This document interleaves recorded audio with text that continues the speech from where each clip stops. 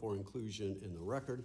Quorum being present, we now proceed with today's business. I yield to myself for an opening statement. Today, the committee is meeting to consider another important series of measures.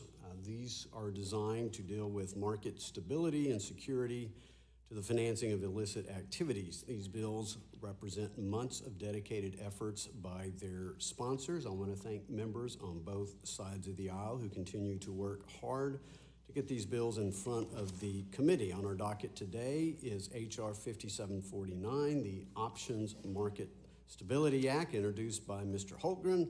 The bill works to implement better capital rules as it relates to options and more accurately reflect exposure and promote options market-making activity to continue to promote greater economic growth in our country. The committee will also consider H.R. 5953, sponsored by Mr. Loudermilk and Mr. Sherman.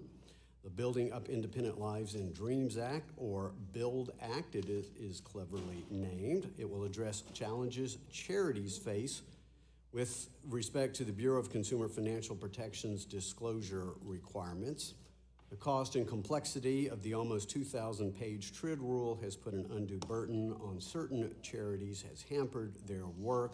This bill will help address that unfortunate circumstance. We will also consider H.R. 6035 by Mr. Budd, the Streamlining Communications for Investors Act, which is a strong effort to address certain complexities within the Securities and Exchange Commission's regulations on well-known seasoned issuers to update and modernize the process of investor communication. The committee will also take up H.R. 6069, the Fight Illicit Networks and Detect Trafficking Act.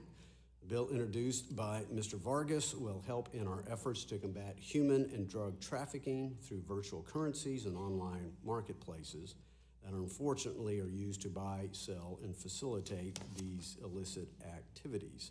These are the measures that we will consider today, and they are a very, very important part of the committee's efforts to continue to protect our consumers' access to credit, to continue to strive for 3% plus economic growth, which is historically where all of our job creation, all of our income increases, and all of our poverty reduction, the lion's share of that takes place in 3% plus growth economic years. So this committee will continue to be focused on achieving that, as well as the security of our people. And I want to thank all those who participate in the Terrorism and Illicit Financing Subcommittee. They continue to turn out very good bipartisan work.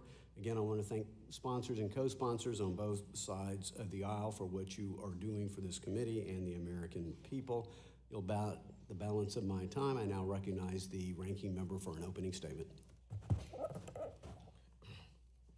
Thank you, Mr. Chairman.